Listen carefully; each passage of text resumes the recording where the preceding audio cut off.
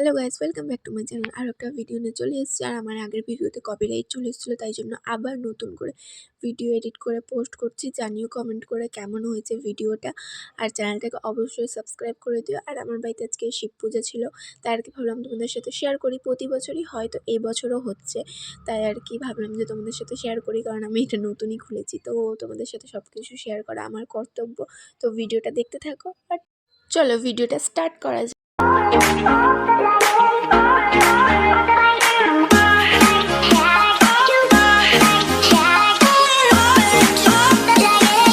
এই দেখো, এখানে আমি স্নান করে চলে এসেছি।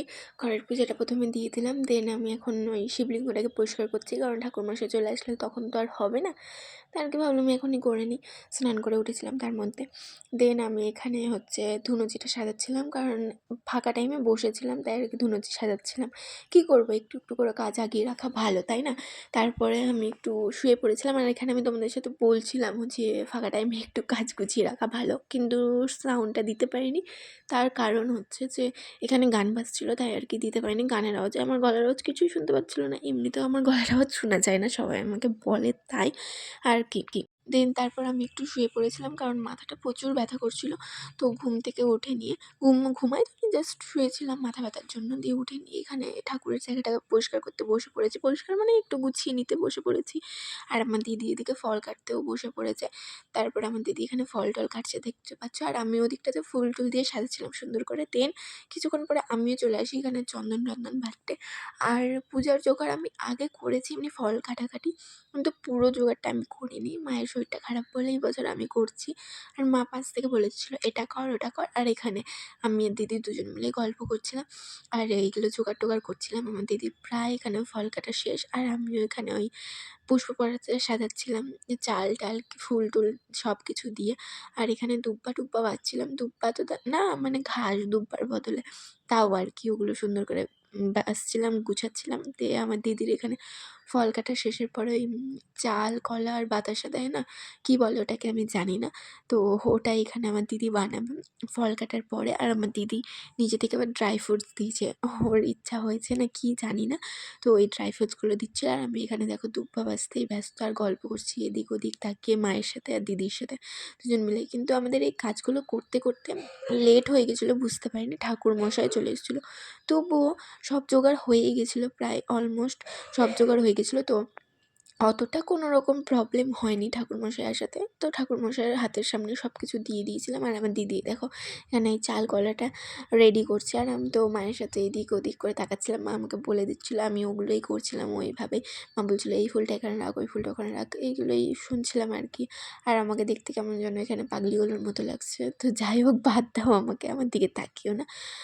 আর কী করবো, শরীরটা ভালো লাগছিলো, খুব টায়ার্ড লাগছিলো, জানি না কেন। আর পুজো শেষ হওয়ার পরে তো আরও টায়ার্ড লাগছিলো। আর একটা জিনিস কী হয়েছে জানো, আমার ফোনের মেমোরি কী করে ফুল হয়ে গেছে নিজেও বুঝতে পারিনি।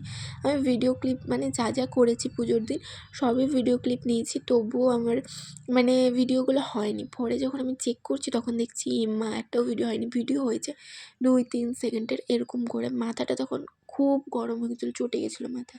তো যাই হোক, তাও আমার দিদির ফোনে কিছুটা ভিডিও করা ছিল, মানে যজ্ঞর। তো আমাদের বাড়িতে যজ্ঞ হয়, তো যজ্ঞর ভিডিও দিদির ফোনে করা ছিল, তো ওটা নিয়ে প্রবলেম হয়নি। দেন এখানে ঠাকুরমশাই আমাকে বলছিলো যে একটু ঠাকুরগুলোকে সুন্দর করে ঘি মধু এগুলো দিয়ে স্নান করাতে, তাই আমি এগুলো করাচ্ছিলাম এখানে। ঠাকুরমশাই আমাকে যা যা বলছিলো আমি তাই তাই করছিলাম, দেখে দেখে। কী আর করবো, কারণ আমি তো প্রথমবার এরকম করছি। আর সংকল্পটাও আমি প্রথমবারই করেছি, মাই করে প্রতিবার, আমি দেখি এবার ফার্স্ট টাইম আমি করেছি। দেন আমি একবার করার পরে দেন ঠাকুরমশাই আরও একবার বলে, তখন আমার দিদি করে ওটা, কারণ আমি তখন ধুনুচি টুনুচি ধরাচ্ছিলাম, দেখতেই পাবে তোমরা। আর এখানে ভালোই লাগছিলো বেশ। আমি তো শিবভক্ত, কে কে শিবভক্ত একটু কমেন্ট করে জানিও। আর আমি শ্রাবণ মাসেও করি, আর এমনি সোমবার করি না, আমার মা করে। সোমবারটা যেহেতু ঠাকুর প্রতিষ্ঠা করা আছে, তার কারণে করতেই হবে যে কোনো একজনকে। আমার মানা হয় না, আমি বাইরে বেরোলে কিছু না কিছু খেয়ে নিই। দেন আমি দেখো এখানে ধূপচিটা ধরাতে বসে গেছি। আর আমার দিদি এখানে আরও একবার ঠাকুরকে স্নানটা করিয়ে নিচ্ছে, কারণ ঠাকুরমশাই বলছিলো তার কারণে। আর ধূপচি ধরাতে একটু সময় লাগে, কিন্তু তাও আমার এখন অভ্যাস হয়ে গেছে, ধরাতে ধরাতে ধরে যায় আমার কাছে ফট করে। দেন ধূপচি টুপচি ধরিয়ে আরতি হবে বলে কর্পূরের প্রদীপ পঞ্চপ্রদীপ এই সবই ধরাচ্ছি। ধরাচ্ছিলাম, কারণ ওগুলোও তো ধরাতে হবে, আরতি হবে তাই আর কি। আর আমার কর্পূরের গন্ধটা খুব ভালো লাগে, তাই আর কি আমি ধূপচিতেও কর্পূর দিয়ে দিয়েছিলাম একটু কিছুটা। আমার না এত ভালো লাগে কি আর বলবো। দিয়ে আমি এখানে বসেছিলাম, দেখছিলাম দিদিকে কী করছে। ওই দিয়ে আমি একটু এগুলো গুছিয়েও রাখছিলাম সাইড করে সুন্দর করে, যেন পায়ে ঠায়ে না লাগে। দেন আমি এখানে প্রদীপগুলো ধরাতে বসেও পড়ি, প্রদীপ ধরাচ্ছিলাম আর মায়ের সাথে গল্প করছিলাম। মা উপরে, মা পিছনেই বসছিল আমার, মা আমাকে বলছিল এটা কর ওটা কর।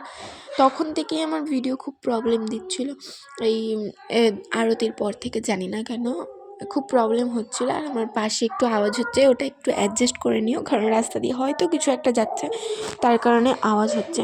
দিয়ে এখানে আমাদের আরতি হওয়ার পরে যজ্ঞের জন্য সব জোগাড় টোগাড় হচ্ছিলো, আর আমি সব ঠাকুরমশাইকে বেলপাতা, ঘি এগুলো এনে দিচ্ছিলাম। আর ঠাকুরমশাই এই যে এখানে আবির কাঠ কী কী দিয়ে করে না, তো ওই সবই করছিল আর কি। তো আমি এগুলো আবার দেখছিলাম ভিডিওটা ঠিক মতো হচ্ছে কিনা। তো আমার ফোনে জাস্ট এতটুকুটাই হয়েছে, দেন যজ্ঞের ভিডিওটা কিছু হচ্ছিল না। দিয়ে আমার দিদি এই ভিডিওটা করেছে বলে অ্যাড করতে পেরেছি, নাহলে এটাও পারতাম না করতে। মানে এত প্রবলেম দিচ্ছিলো আমার নেটওয়ার্ক বলছি, স্টোরেজের হট করে কী হয়েছিল জানি না।